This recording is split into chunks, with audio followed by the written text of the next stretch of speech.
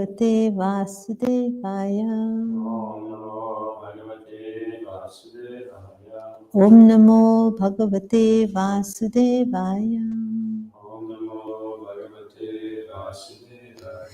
Om Namo Bhagavate Vasudevaya. Reading from Srimad Bhagavatam, Canto 8, Chapter 6, verse 13. Tam tvam vayam nata samujjahanam sarojanabhati charipshitartham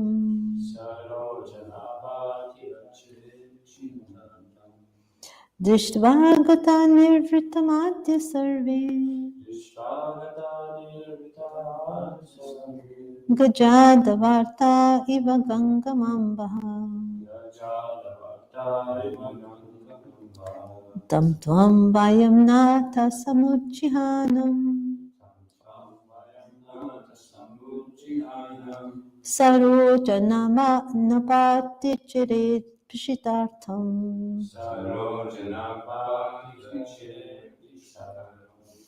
Drishtva nirvritamādya sarve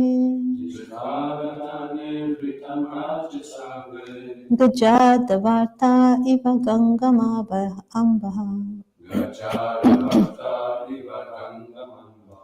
Tam tvam vayam nata samujjahanam Sarojanabhati charipshitartham Drishtva nirvritamādya sarve Gajadavarta iva gangamambaha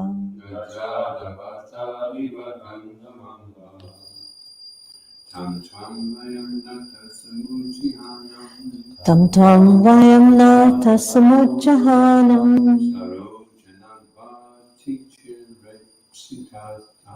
Sarojanabhati charipsitartham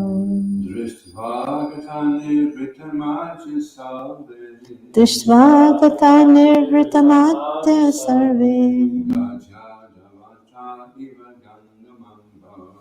Gajadavarta iva gangamambaha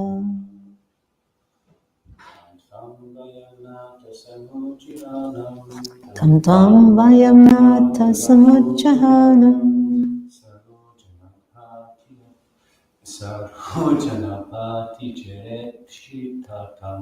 Sarojanabhati charipsitartham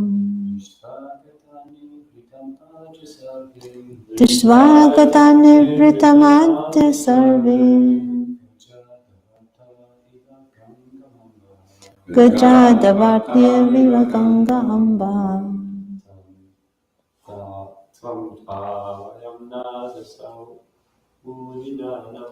Tam tvam vayam nata samujjahanam Sarojanabhati charipsitartham Drishtva nirvritamādya sarve Gajadavarta iva gangamambaha Tam, O Lord, Tvam, your Lordship, Vayam, all of us, Nata, O Master, Samujjahanam, now appearing before us with all glories, Sarojanabha, O Lord, whose navel resembles a lotus flower, or from whose navel grows a lotus flower. Atichira, for an extremely long time. Ipsita, desiring. Artham, for the ultimate goal of life. Drishtva, seeing. Gataha, in our vision. Nirvritam, transcendental happiness. Adya, today, Sarve, all of us, Gajaha, elephants, Dava Artaha, being afflicted in a forest fire, Eva, like Ganga Ambaha, with water from the Ganges. Elephants, translation, elephants afflicted by a forest fire become very happy when they get water from the Ganges. Similarly, O my Lord, from whose navel grows a lotus flower, since you have now appeared before us, we have become transcendently happy. By seeing your Lordship, whom we have desired to see for a very long time, we have achieved our ultimate goal in life. Please repeat. Elephants afflicted by a forest fire become very happy when they get water from the Ganges. Similarly, O my Lord, from whose navel grows a lotus flower, since you have now appeared before us, we have become transcendently happy. By seeing your Lordship, whom we have desired to see for a very long time, we have achieved our ultimate goal in life. Purport by Srila Prabhupada Ki Jai. The devotees of the Lord are always very eager to see the Supreme Lord face to face. But they do not demand that the Lord come before them, for a pure devotee considers such a demand to be contrary to devotional service. Sri Chaitanya Mahaprabhu teaches this lesson in his Shikshashtaka. Adarshana marma hatam karotava. The devotee is always eager to see the Lord face to face. But if he is broken-hearted because he cannot see the Lord, even life after life, he will never command the Lord to appear. This is a sign of pure devotion. Therefore, in this verse, we find the word ati chir ipshitam artha, meaning that the devotee aspires for a long, long time to see the Lord. If the Lord, by his own pleasure, appears before the devotee feels extremely happy, as Dhruva Maharaj felt when he personally saw the Supreme Personality of Godhead. When Dhruva Maharaj saw the Lord, he had no desire to ask the Lord for any benediction. Indeed, simply by seeing the Lord, Dhruva Maharaj felt so satisfied that he did not want to ask the Lord for any benediction. Swamin Tartosmin Varam Na Yachi. A pure devotee, whether able or unable to see the Lord, always engages in the Lord's devotional service, always hoping that at some time the Lord may be pleased to appear before him so that he can see the Lord face to face. Om Jnanatimirandasya Jnananjana Shalakaya Chakshur Anvitanyana Tasmai Shri Gurave Namaha Shri Chaitanya Manobhistam Stapitam Yena Bhutale Swayam Rupa Kadammayam Dadati Swapadantikam Jai Shri Krishna Chaitanya Prabhu Nityananda Shri Advaita Gadadhar Shivasadi Gaura Bhaktavinda Hare Krishna Krishna Krishna Hare Hare Hare Rama, Rama Rama, Hare Hare. Elephants afflicted by a forest fire become very happy when they get water from the Ganges. Similarly, O my Lord, from whose navel grows a lotus flower, since you have now appeared before us, we have become transcendently happy. By seeing your Lordship, whom we have desired to see for a very long time, we have achieved our ultimate goal in life. So this is another prayer by the demigods. So the demigods have prayed, and the Lord appeared in his beautiful form to give darshan to the demigods. And upon seeing the beautiful form of the Lord, then the demigods, Lord Brahma is praying and glorifying the Lord, and saying that because they have been suffering like in a forest fire of anxiety and distress, then when they seen the Lord, it was like an elephant in a forest fire seeing the Ganges, getting water from the Ganges. So they're very happy to see the beautiful form of the Lord. And they have been desiring to see this form of the Lord for a very long time. So although the demigods are so elevated, even they don't get easy darshan of the Lord. So never mind the human beings, but even the demigods have to wait a very long time to see the Lord. And and this Purport Prabhupada is saying that we have to become very eager We have to become very eager to see the Lord, but at the same time we have to be patient, because the Lord is not necessarily the Lord will appear just because we want him to appear, just because we desire it. But the devotee actually, whether the Lord appears or not, he continues with his devotional service despite being brokenhearted but not seeing the Lord, because he's always, his main thing is he wants to engage in bhakti and service, in devotional service to the Lord, hoping that at some point in time that the Lord may be pleased and grant his darshan. So this is actually the mood of a pure devotee, that he's not demanding that the Lord appear before him, otherwise he's not going to serve him.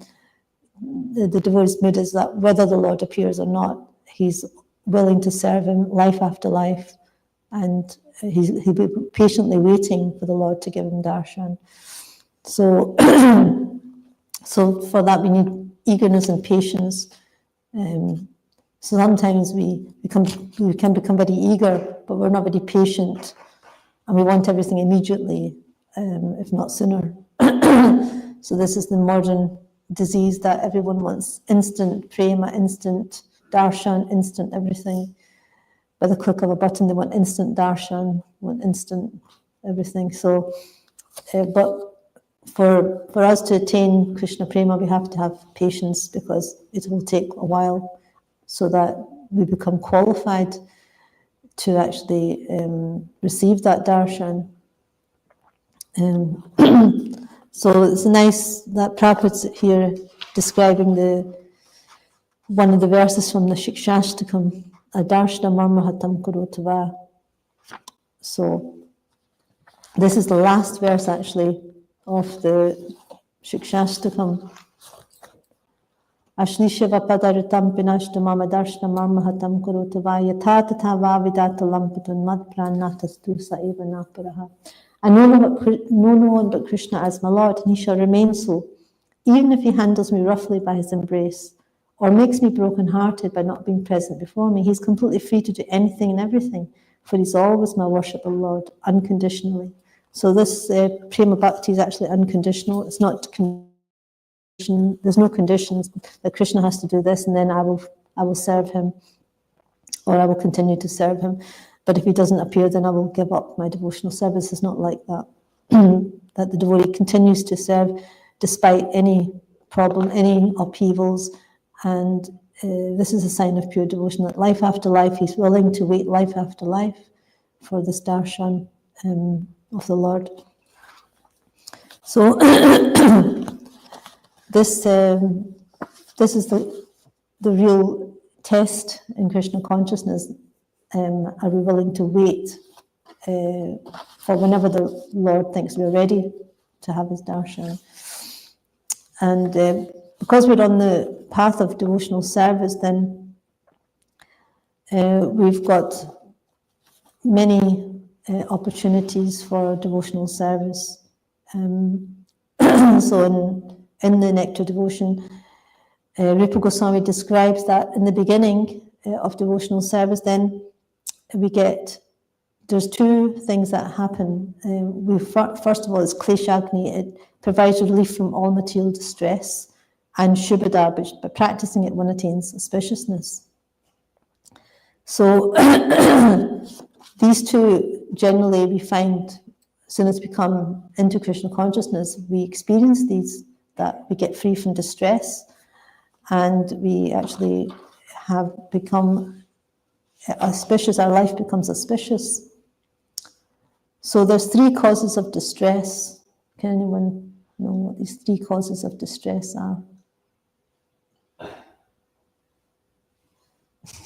We can do it together. So the demigods, natural ones, is the difficulty. Yeah, so there's three kleshas, right? The three sufferings is from... Disease caused by natural disasters, by demigods, and disease caused by our own mind and sense, mind. So these are the different kleshas. But actually, what are the cause of these kleshas? Why do we have to suffer them? karma, isn't it? Yes, in one sense it's karma, but what's the cause of our karma? And desires. So there's three causes. Rupa Goswami describes three causes. There's papam, or sin, and there's the bijam, or the material desire to perform that sin, and there's avidya, or ignorance, which is a root cause of all these distresses. So avidya is ignorance, so most people are not aware of what is right and what is wrong. So they're in ignorance of what is good, what is bad. So then they cultivate material desires, sinful desires, and that's the bijam, that's the seed of sinful desire in their heart. And from that, the sinful act, the papam, becomes manifest. So they perform the sinful act and then they suffer.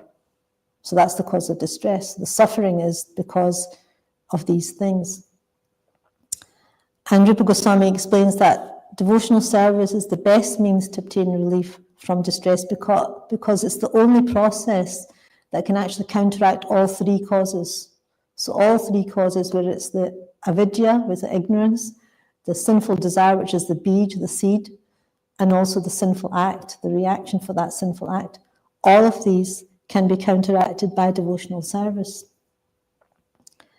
So, so we have that process. We have chanting the holy names. We have the process of devotional service that can eradicate all three causes of distress. And of course, it's not that all of a sudden we're going to become free from every distress, all because we have so many desires in the heart, so many from lifetime after lifetime. We've cultivated different seeds of desires, so they will manifest at some point. But if we're chanting purely, we can destroy these seeds even of desire, of sinful desire.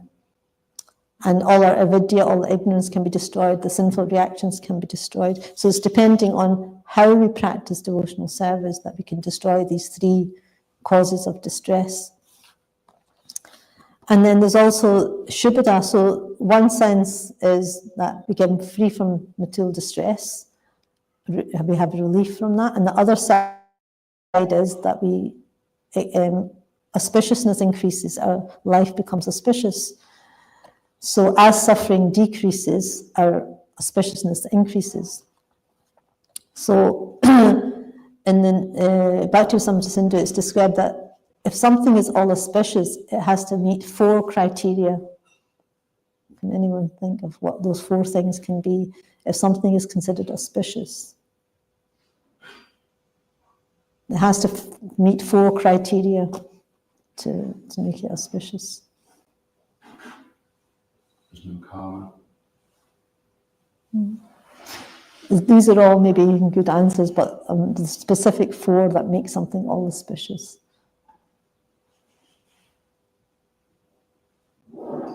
I can give you a clue. For the first one, it benefits everyone. It's all beneficial. That makes it all auspicious. And it attracts everyone. It's all attractive. And 3, it produces good qualities or saintly qualities in people. And 4, it bestows superior happiness to sense gratification and liberation.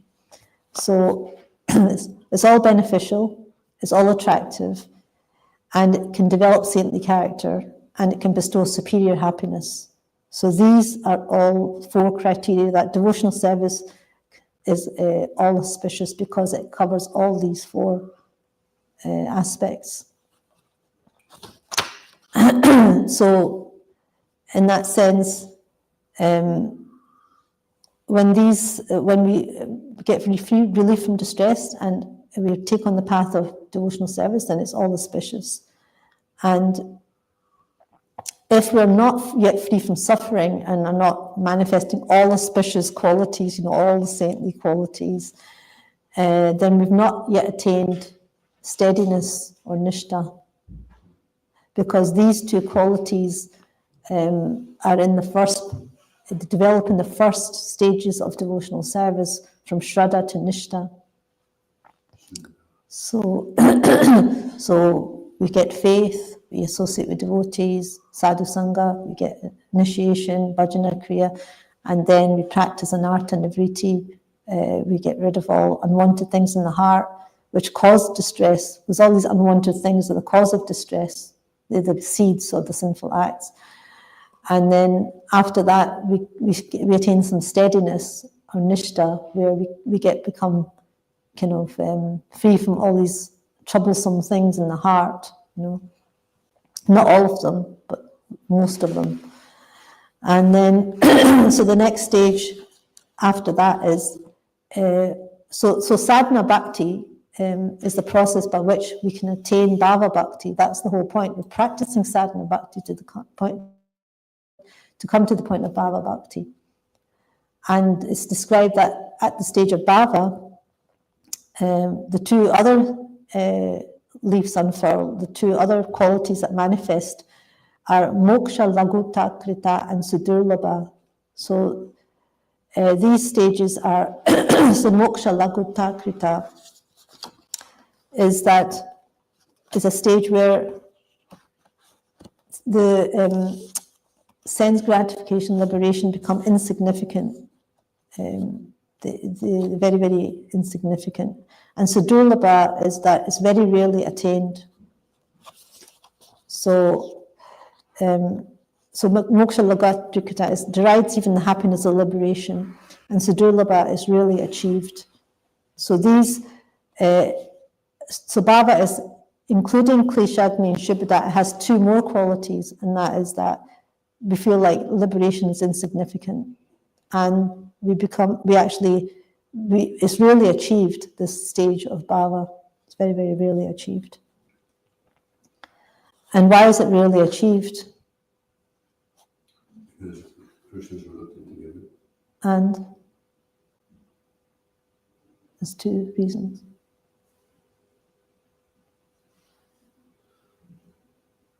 Because it's very difficult to attain. Yeah, it's very difficult to attain, and only Krishna is very reluctant to give it. And then, and then after that, we attain this stage. Then, back from bhava bhakti, we want to attain prema bhakti. So then, prema bhakti has two more qualities, including these four. They manifest at the stage of prema, and that is Sandrananda and Visheshatma and Shri Krishna Karshini. So Sandrananda Visheshatma is, it automatically imbues one with transcendental pleasure. So we attain this transcendental stage of pleasure. It's not material, it's transcendental. And Shri Krishna Karshini is the only means to attract Krishna. So we can't attract Krishna by any other method, by any other means. And that's only at the stage of prema. And it has all these other qualities from all these 6 qualities. So these are the 6 characteristics of pure devotional service. So we're on the path. We may be at the very beginning of the path, but still we shouldn't think, oh, unless we attain prema by tomorrow, I'm going to give up devotional service. It's like, it's a process. It takes time. It takes a long time. It says here, it's like to get Krishna's darshan takes a long time. It takes many lifetimes. It's not that, it's not cheap.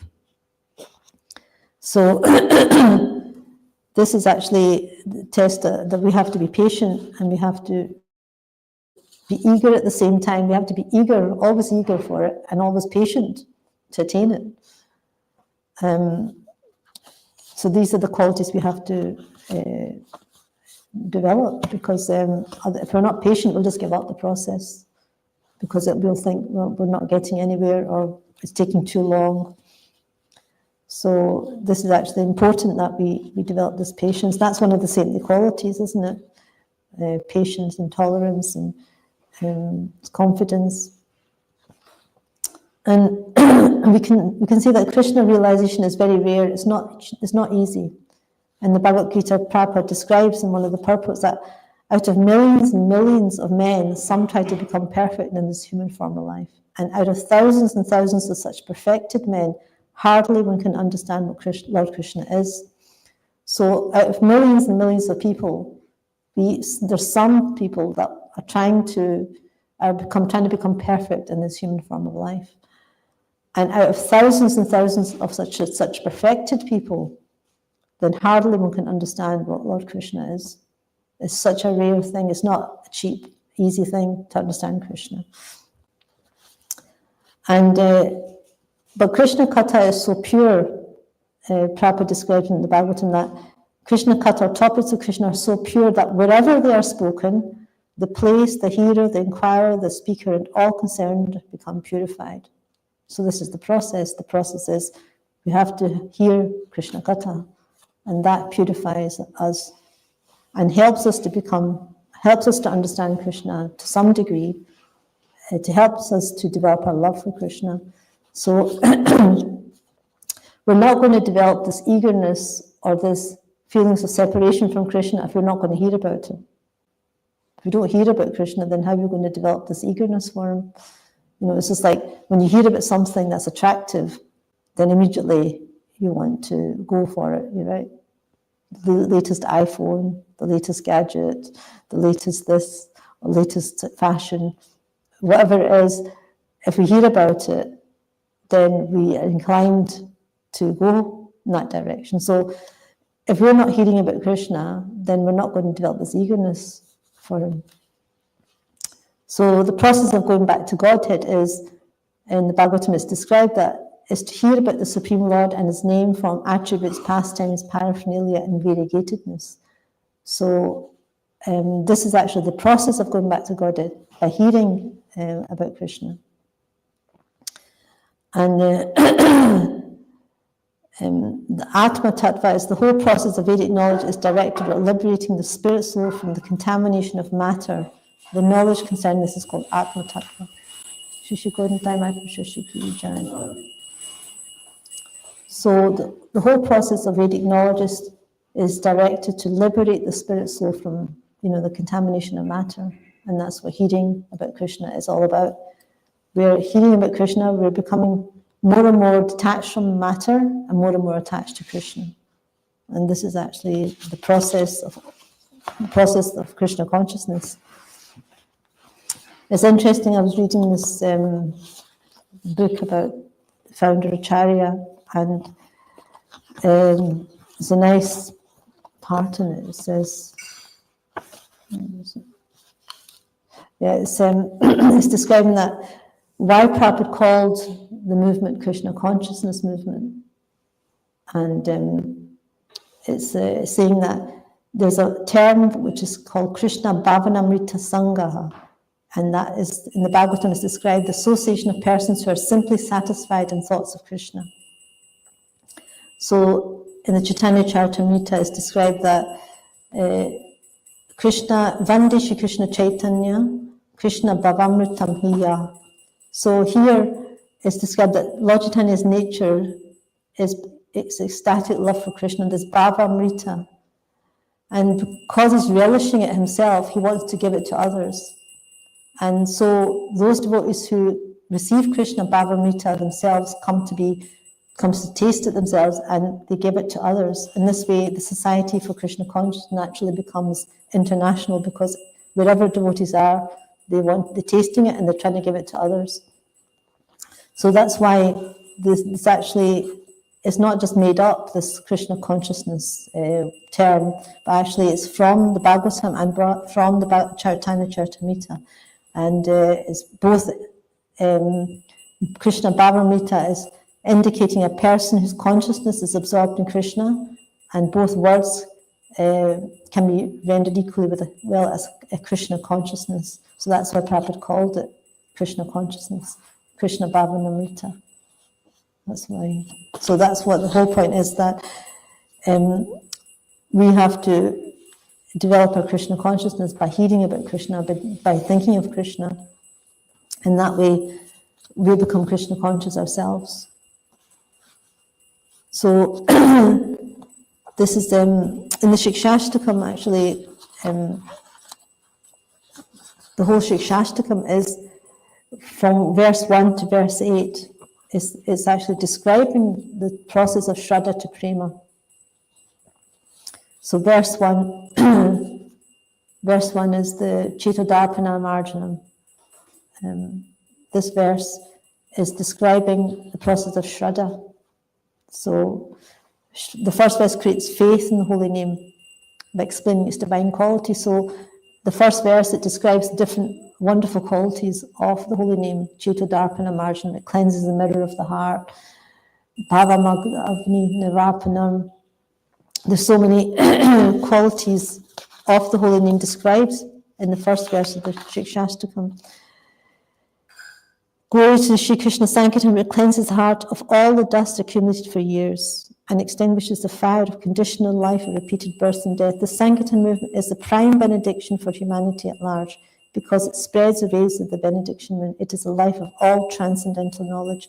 It increases the ocean of transcendental bliss and it enables us to fully taste the nectar for which we are always anxious. So the whole first verse is like glorifying the holy name so we can become attracted to it. So that helps us to develop some faith in the holy name by the first verse. So that's the first verse is Shraddha. And then the second verse, O my Lord, your holy name alone can render all benediction to living beings, and thus you have hundreds and millions of names like Krishna and Govinda. In these transcendental names, you have invested all your transcendental energies. There are not even hard and fast rules for chanting these names. O my Lord, out of kindness, you enable us to easily approach you by your holy names, but I am so unfortunate that I have no attraction for them. So this second verse, Nam Namakari Bahuta Nija Sarva Shakti, Tatra Pita Nimayata Smarne Nakalaha, Eta Drishitav Kripa Bhagavan Mamapi Durdeva Mitrasham Ihajani Nanavagaha. So this verse is covering Sadhu Sangha, Bhajana Kriya, and Anartha Nivruti, all three stages, because is the progress through these stages is described in the second verse, and this verse stresses that the all-powerful holy name is the best sadhana, and it reminds us that we have to carefully avoid namaparad to get a taste for the holy name, because Lord Chaitanya is saying that, although out of kindness, you enable us to easily approach it by your holiness, but I'm so unfortunate that I have no attraction for them. So we keep, our material desires come up, we lose attraction for the holy name, we commit offences, we lose attraction for the holy name. So although we've got the process, because of our abilities to commit offences, or to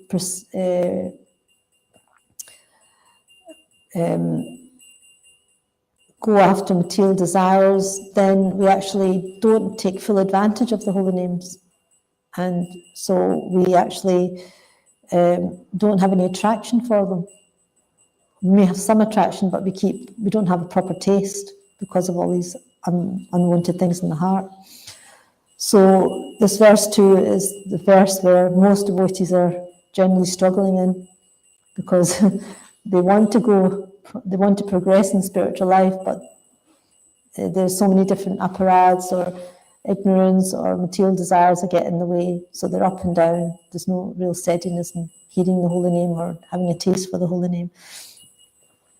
But then verse 3 is the stage of Nishta. Janada pisa nichina tarura pisa hishnana amanina manadena kirtanaya sadahari.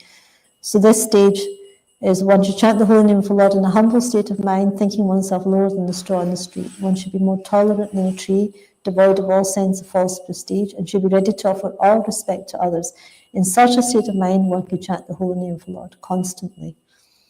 So this third verse shows genuine mood of humility in a devotee with nishta, or firm faith in Krishna. So when we have a desire that we can chant the holy name constantly, when we're very tolerant, when we're humble, then we know we've attained the stage of nishta, which isn't very easy to attain. It's not like overnight we can attain this stage, unless we've really practiced really high bhakti in our past life. Because this stage of nishta is when we actually become humble, we actually develop the mood of humility and tolerance. So it's a very great quality, and that's why, as I was saying, this all auspiciousness, the development of saintly qualities is part of this all auspiciousness. So then we know that we've really attained all auspiciousness when we developed these godly qualities. And so then we can go on to the next stage of Ruchi, which is in verse 4. Na danam na janam na sundaram kavitam va jagadisha gami. Mama janmani janishvari bhavata bhakti hariti kitvai. O Almighty Lord, I have no desire to accumulate wealth, nor do I desire beautiful women, nor do I want any number of followers. I only want your causeless devotional service, birth after birth. So this stage of Ruchi, it shows the power of the higher taste of Krishna consciousness. We lose all attraction for material pursuits. We have no desire to accumulate wealth. We don't desire opposite sex. We do not want any number of followers. We're not interested in fame, adoration, gain. And we are ready to, we want to perform devotional service birth after birth. It doesn't matter to us whether we go back to Godhead or not. We just want to serve Krishna birth after birth. We're patiently waiting for Krishna birth after birth. That's the stage of Ruchi. And then verse 5, Ainam tanuja kinkaram patitam mam vishame bhavam buddha kripayatav pada pankaja stita duli shadasam vichintaya. O son of Maharaj Nanda Krishna, I'm your eternal servitor, yet somehow or other I've fallen into the ocean of birth and death. Please pick me up from this ocean of death and place me as one of the atoms at your lotus feet. This stage is asakti, and this is like a devotee whose heart is crying out affection for Krishna, is hankering for Krishna. So this is a very high stage of devotional service because it's just before bhava. So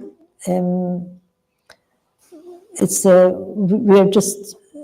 very deep attachment for Krishna in devotional service.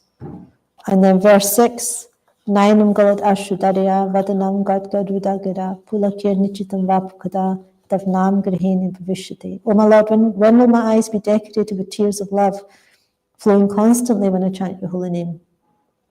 When will my voice choke up? And when will the hairs of my body stand on end at the recitation of your holy name? So this is the stage of bhava, the 6th verse. And it depicts 3 symptoms of ecstasy felt by a bhava bhakta in love with Krishna. So tears of love flowing constantly when I chant your holy names. Voice chokes up, hair stand on end at the recitation of the holy name. This is the stage of ecstatic love of God, or bhava. So this stage is not to be imitated. It's not like you can imitate these symptoms and think you're on the stage of bhava. Externally, these are the symptoms, but internally, there's also other symptoms that actually define the bhava stage, is that we don't want to waste time. We have saintly qualities. There's many symptoms described in the Nectar Devotion on the stage of bhava. So we have compassion for other living entities. We have deep attachment for Krishna. We don't want to waste time doing other things except serving Krishna. We have deep attachment for the holy names of the Lord. We can chant constantly. So many different symptoms. So this level of bhava is a very rare stage, because unless we get Krishna's mercy, we can't really get that stage. It's not by our endeavours, it's not by our own efforts we can attain this stage of bhava. It's only by some special mercy of Krishna or Krishna's devotee we can actually attain this stage of bhava. So it's a very rare stage to attain. But that's the whole point of our sadhana, is to come to the stage eventually. And then the 7th verse, Yugayatam nimishena chakshusha pravashayatam shunyayatam jagat sarvam govinda virahinami. Oh Govinda, feeling your separation, I'm considering a moment to be like 12 years or more. Tears are flowing from my eyes like torrents of rain, and I'm feeling all vacant in the world in your absence. So this stage is vipralamba prema. So this is somebody who has attained prema and they're feeling separation from Krishna. So they consider a moment to be like 12 years or more. Actually, it says yuga. A yuga is a millennium. It's like an age. And one moment is like an age. for somebody in the sledge of prema. And they're constantly feeling vacant in the world in the absence of Krishna. Even one moment's separation from Krishna is like they feel the world is vacant. And verse 8, Ashlisha Papadaritam Pinashta Mama Darshna Marma Hatam Kurutava Yatata Vavidatu Lampata Matpranatastu Sa Eva Naparaha. I know no one but Krishna as my Lord, and he shall remain so even if he handles me roughly by his embrace or makes me broken-hearted by not being present before me. He is completely free to do anything and everything, for he's always my worshipful Lord unconditionally. And this is the Sambhoga Prema, or the meeting. The Vipalamba's feelings of separation, and Sambhoga is meeting. And this is the bittersweet bliss of direct association with Krishna. So anytime Krishna can leave the devotee, but the devotee is still the Lord's, his worshipful Lord unconditionally. There's no conditions in his. So whether he's feeling brokenhearted or whether he's feeling handles me roughly by his embrace or makes him broken by not being present before me, he's completely free to do anything and everything, for he's always in worshipful Lord unconditionally. So this is the stage of prema. So if bhava is rare, then prema is even more rare. So, but this is our goal. So it may seem very, very far away, but we have to know what our goal is. Otherwise, we're not going to go towards it. Just like if we don't know our goal is going to Glasgow to do Sankirtan, we can wander in the motorway for years because we don't have a goal, right? If we don't even know what the goal is, we're not going to go towards it. So we at least should know what the goal is, and then we can actually go towards it step by step. We can, go to Hamilton and go towards the goal. So at least we should know what the goal is, even if it's a long way away. But that's what devotional service is offering. That's what Prabhupada is giving us, the process from Shraddha to Prema. And this is all described in Srila Prabhupada's books, in the Shikshashtakam, in the Bhagavatam, in the Bhagavad Gita. We've got the items for the weapons for combating Maya. We've got the process by which we can attain the highest goal of life. And of course, it's going to be hard work, because nothing is, even in the material world, people are working so hard for useless material things that are going to keep them in this material world or take them down to hellish worlds. They're performing so many things, so many activities that are going to implicate them into really, really a bad place. And they're working really hard towards it. They're working really hard. They're spending so much time, energy, money to go towards, things that are totally going to bind them to the material world, to a hellish life. But we've got a process by which we can get free from this material world altogether, once and for all, and go back to Godhead. Go to the highest abode in the spiritual world, Goloka Vrindavan. And we don't want to work hard. We have to work hard, because Maya's working hard to keep us in here, keep us in the material world. So we've got to work hard to go in the opposite direction.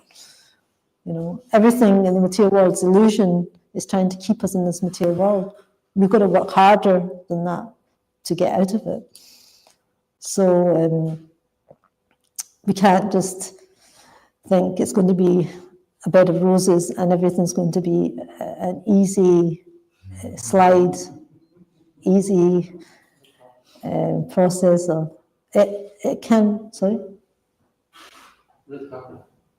Red carpet. Yeah, red carpet, and it's going to be like a very easy slide back to Godhead.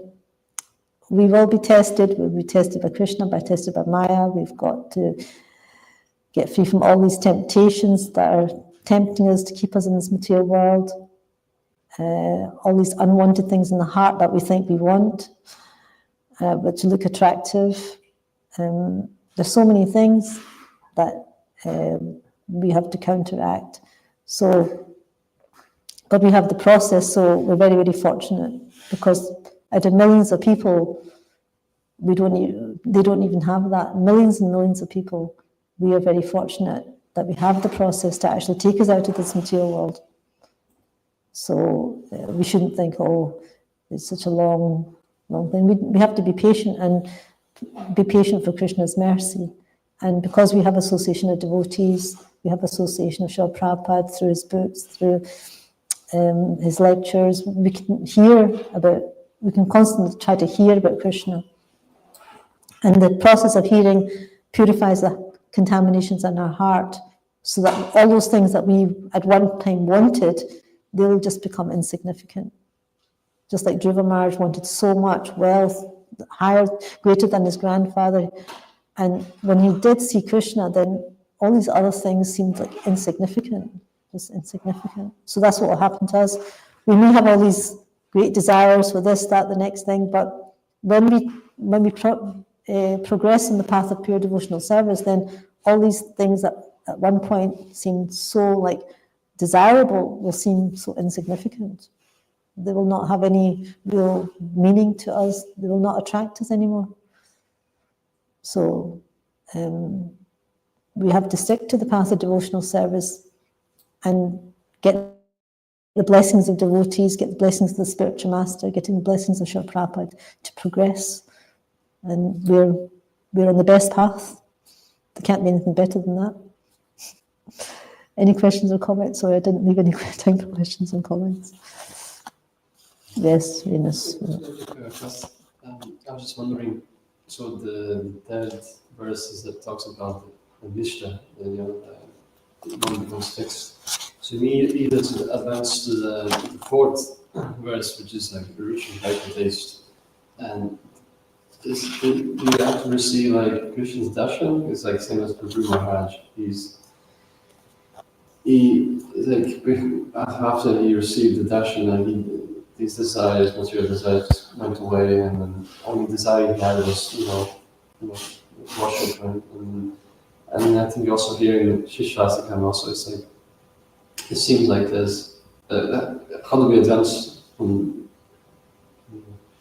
is Krishna has to be interviewed in that when you go in the Ruchi or well, Dhruva Maharaj is a special case. I mean, he's just a 5-year-old boy, in 6 months he attains that state, he attains Lord's darshan. That's not normal, So that's a very special case, Dhruva Maharaj. And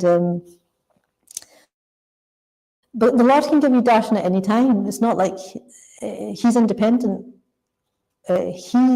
We have to follow the rules, but Krishna doesn't have to follow those rules. He can break those rules, he's made them. But generally,